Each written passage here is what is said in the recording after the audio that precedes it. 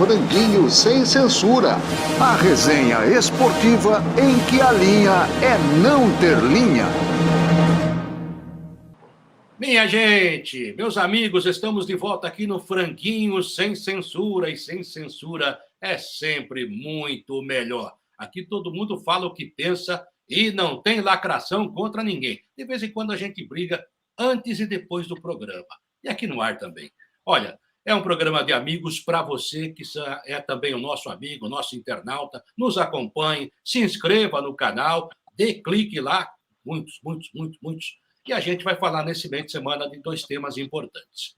Tite, o Adenora Bach, técnico do Flamengo, ex-técnico da seleção brasileira, o último efetivo da seleção, agora tem o Dorival Júnior. E vamos falar justamente também da seleção brasileira, que vai começar essa empreitada com um novo treinador, e tem a minha torcida porque eu gosto do Dorival. E também posso dizer que sou amigo do Tite, né? Então, já que é um programa entre amigos, nego, mas aqui os caras dão pau até nos amigos. Porque o amigo de verdade é aquele que fala o que pensa pro amigo. J. Júnior, meu amigo. Olha, Ailton Amalfi, meu amigo. Meus amigos, vamos abraçar os amigos que estão nos vendo com esse tema do Tite aí. Parece que ele derrapou na coletiva, falando sobre o processo, o julgamento, a condenação do Daniel Alves. O que é que vocês acham disso? Levante a mão quem quiser falar primeiro. Eu falo. Opa! Resoluto. Tarolo, meu amigo de verdade, grande Amalfi, meu amigo, Toné, e todos que estão nos acompanhando, né? A gente abraça com muito carinho, com muito respeito. Bom, sobre o Tite, todo mundo que acompanha futebol conhece o Tite, né? Ele sempre foi muito cauteloso nas suas declarações, nos seus pronunciamentos, procurou ser sempre um politicamente correto, né, quando o assunto é muito delicado. Então, no primeiro momento, eu até entendi o que o Tite, a posição do Tite, não o que ele falou, a posição dele, da maneira como ele é, né? Ex-técnico da seleção, agora técnico do Flamengo, e um dos mais renomados, né, na nossa história. Mas depois eu comecei a raciocinar o seguinte, aliás, deixa eu fazer aqui uma colocação. Do futebol, a gente pode contar nos dedos quem falou sobre a punição ao Daniel Alves, hein? Podemos contar nos dedinhos aqui, hein? E como o Tite foi perguntado, talvez os outros não tenham falado, porque também não foram perguntados. Se o Quartarolo estivesse ali nos seus áureos tempos de repórter, ele perguntaria. É cabível. Por quê? Porque o Daniel Alves é uma figura pública. E o Tite também é uma figura pública, né? Por mais que você não queira tomar posição, né, por razões íntimas, foro íntimo, ou sei lá o quê, ou por ser amigo e muito amigo do que foi condenado, você tem que botar para fora, né, o que todo mundo viu, acompanhou, e acompanhou também, no caso, o desdobramento desse processo, né? Está mais do que provado de que o Daniel Alves realmente cometeu um crime. Então, quem sou eu para colocar palavras na boca do Tite? Mas ele poderia perfeitamente dizer o seguinte, olha, o Daniel Alves, um grande jogador, meu amigo, convoquei para a seleção brasileira e tal, mas ele cometeu um crime. Pronto. Qual seria, no que implicaria uma resposta dessa do Tite? Né? Porque todo mundo está querendo ouvir os grandes nomes do nosso futebol sobre o Daniel Alves. Então, ele exagerou, fugiu do assunto, exagerou na dose de proteger o amigo, né? E fugiu do assunto. Né? Uma coisa que publicamente está aí para todo mundo ver. Inclusive, eu queria até pedir, nós temos o texto aí na íntegra, né? Tá aí, ó. Eu não posso fazer julgamento, tal. Posso fazer, isso é bem o Tite. Conceitualmente, todo erro deve ser punido. Isso é bem o Tite, né? Essas eu não conheço, não posso julgar. Quer dizer, os jornais do mundo inteiro falaram o julgamento de um país sério, porque aqui de vez em quando a gente vira uma esculhambação, julgamentos aqui. Então, tudo bem que os repórteres queriam a opinião dele, e ele não deu opinião, ele ficou em cima do muro. Na maioria das vezes ele tem ficado em cima do muro, e ele tem que se posicionar a respeito disso. É muito simples, o cara cometeu um crime, como o Jota falou, tem que ser punido, e tudo indica que ele cometeu um crime. Aí ele fica conceitualmente, ele fica usando o vocabulário dele, que aqui entre nós, sem nenhuma maldade, o vocabulário dele não é tão grande assim, para ele desenvolver um conceito tão simples. Não é um conceito sofisticado, é um conceito simples. Ele cometeu um crime, e como o Jota falou, poucos caras, talvez o Neto tenha metido pau, né, tenha tido coragem de dizer. No caso do Robinho também, todo mundo ficou quieto, até hoje, né? Até o filho do Robinho estava treinando outro dia lá em Santos, ele estava lá gozando de uma liberdade, de uma cidade maravilhosa como Santos.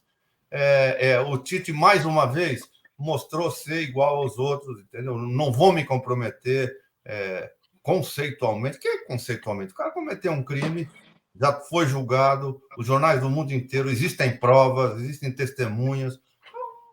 Não tinha... Se ele falasse assim, olha, ele é um grande jogador, como o Jota falou, ele cometeu um crime, foi punido, é isso. A justiça foi feita. Parece que a justiça foi feita, só isso.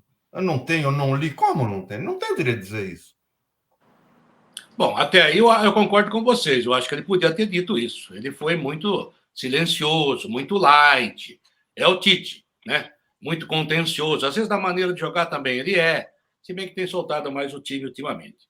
Mas o que eu acho uma lacração desnecessária e um militantismo desnecessário e uma apologia desnecessária é da própria imprensa nossa. Porque o cara faz a pergunta e fica esperando que ele vá dar um pau no Daniel Alves. Ontem eu estava vendo uma entrevista, um programa de TV, onde uma moça que fala muito bem, uma ótima profissional, reclamando porque ele não defendeu as mulheres. Meu Deus do céu, não tem nada a ver. Ele devia dizer que é um estupro, que as mulheres estão sendo perseguidas, que é um crime. Olha, para mim não é crime, para mim é crime hediondo. Para mim não devia ter liberdade depois de certo tempo, devia ser prisão perpétua, sabe? Mas isso não está escrito na lei espanhola. E eu discordo um pouquinho de você, Amalfi. Lá na Espanha aceitaram um dinheirinho para diminuir a pena. Eram 12 anos, caiu para 4. E ninguém, até agora, foi perguntar para a juíza. É uma juíza, hein? É uma juíza. Então, sem machismo. A dona Isabel Delgado Pérez, da 21ª sessão de audiência, que foi quem conduziu o processo, sabe? E ela aceitou certas coisas que eu não aceitaria. O Tite podia falar isso? Podia.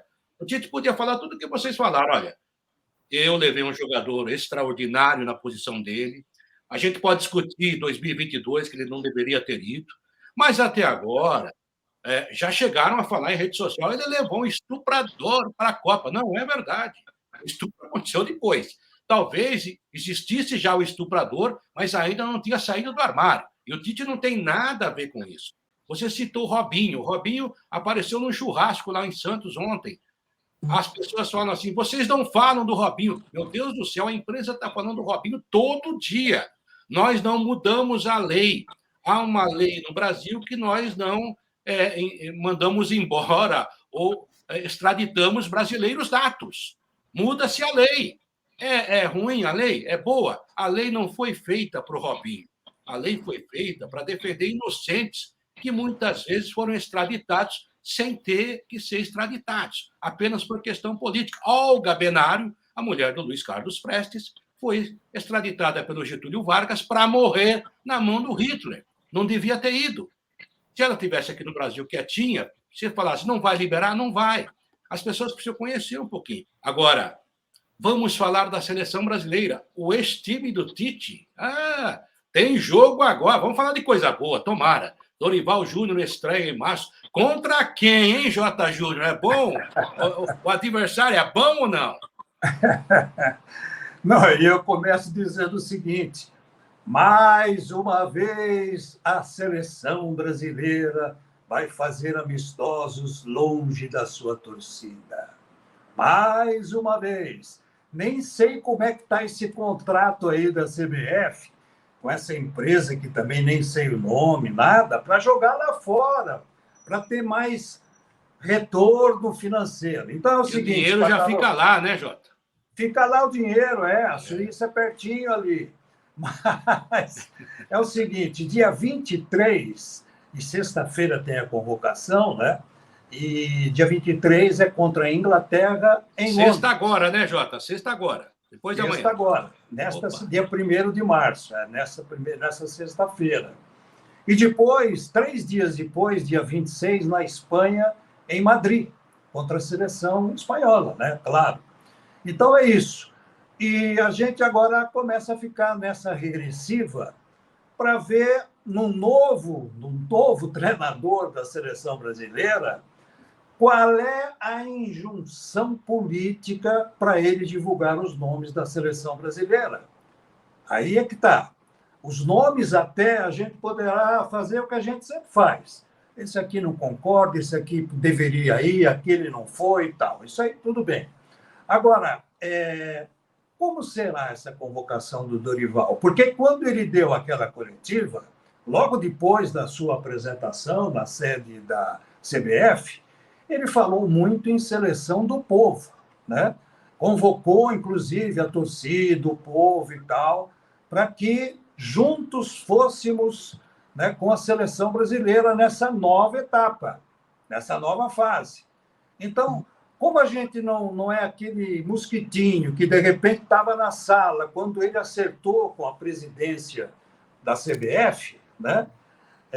Presidência com aspas ou sem aspas, a gente não sabe, o que foi tratado ali, que tipo de liberdade foi dada a ele na hora de divulgar, de selecionar e divulgar os nomes dos convocados, né? Será que mudou?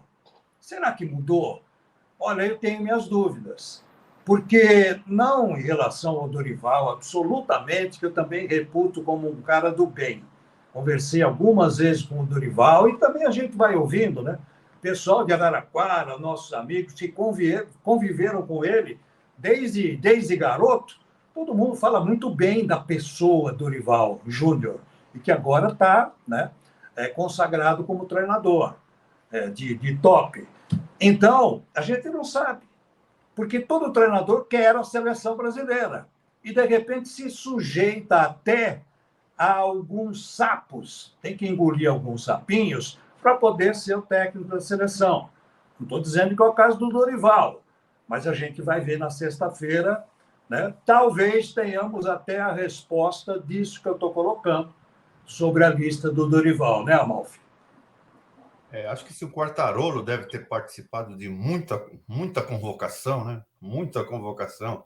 E parece que se perdeu um pouquinho nas últimas convocações, aquela surpresa que a gente tinha de vez em quando. Será que nós vamos ter surpresa, alguma surpresa? Hendrick, Vitor Roque, André, será que ele vai levar essa turma toda? É isso, tomara que ele chame gente nova. O Quartarolo já participou de muita convocação e teve muita surpresa. Você acha que vai ter surpresa, Quartarolo? Olha, a minha surpresa, se houver surpresa, viu, gente? Vocês também participaram, o Toné. Porque quando ele fala assim, a seleção é nossa, primeiro que o técnico da seleção brasileira vive numa armadilha, né? O jogador que ele convocar para a seleção brasileira, no dia seguinte, o agente vai para a Europa e vende para qualquer time lá por milhões, né? E dando, inclusive, prejuízo para o time formador aqui. Aí ele vai convocar de novo o jogador, ele vai convocar já um jogador que está na Europa. Os 2 jogos serão na Europa. Se você analisar, logisticamente falando, é melhor convocar os que estão lá. Sabe? É mais fácil para se apresentar, para jogar e para liberar. Ok. É data FIFA, pelo que eu sei. O Brasil não respeita a data FIFA. Esse ano aqui está complicado. Se ele convocar muita gente daqui, ele vai desfalcar muitos times. E vai desfalcar os principais times, porque os principais jogadores estão nesses principais times. Vocês citaram o André, o Beraldo já foi embora, né? Vai tirar o Rafael Veiga do Palmeiras, vai tirar... Por exemplo, tem um zagueiro no Palmeiras que eu convocaria já para a Copa e não levava aquele Bremer que o Tite levou, que é o Murilo, que eu acho que joga muita bola, né? Mas ninguém fala do cara, ele joga no Brasil. Talvez se ele fosse para qualquer time árabe, ele já seria convocado, entendeu?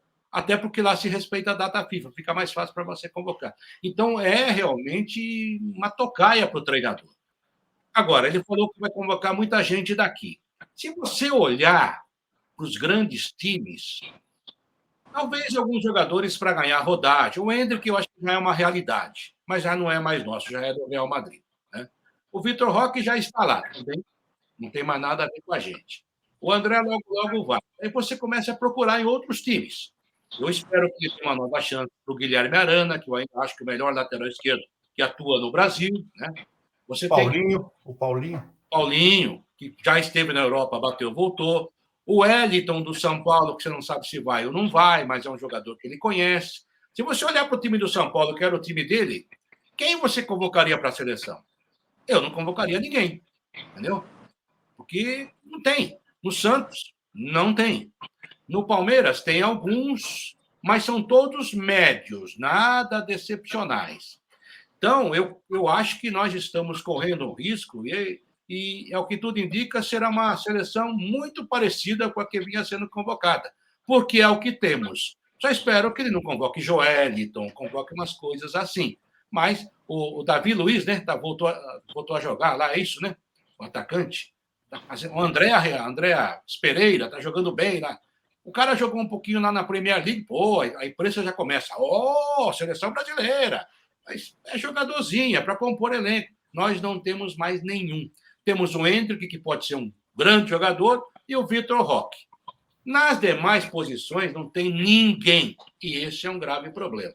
Eu espero uma boa derrota contra a Inglaterra, vale o aprendizado, e uma porrada também contra a Espanha. Mas você acha que ele não vai correr risco de correr risco? Não, até porque ele tem garantia. O técnico não quer começar perdendo. Então ele vai levar uma base que já saiba. O Barquinhos vai. O Thiago Silva, esse já acabou para a seleção. Ele sabe, o que ele puder levar, se bobear, leva até o Marcelo. Mas precisamos de um cara experiente, hein? Seria o Daniel Alves de 2022. Um experiente. Mas tudo bem. O técnico tem essas coisas. E tem as influências que o Jota falou, né?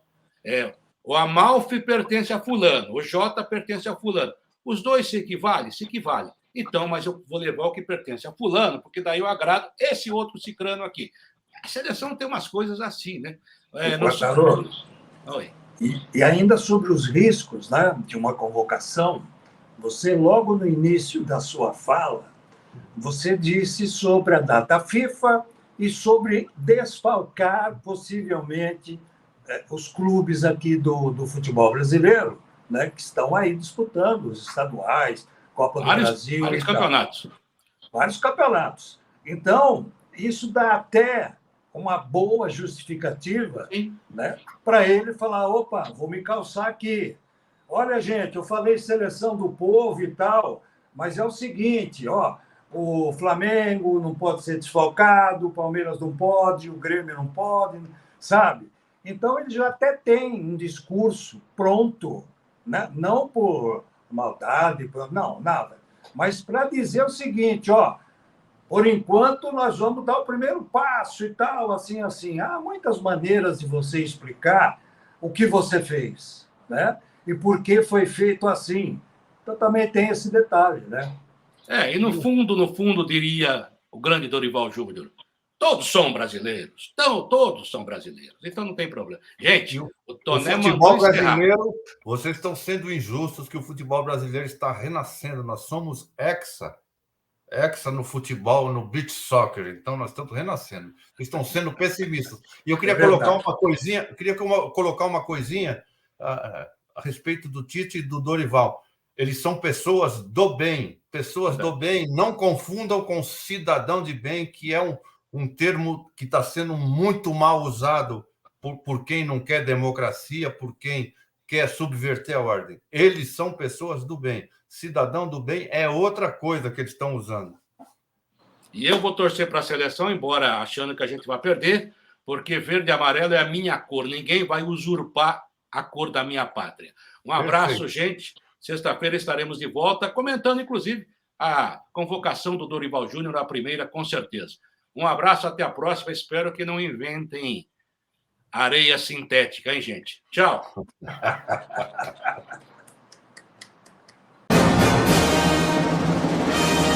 Franguinho Sem Censura, a resenha esportiva em que a linha é não ter linha.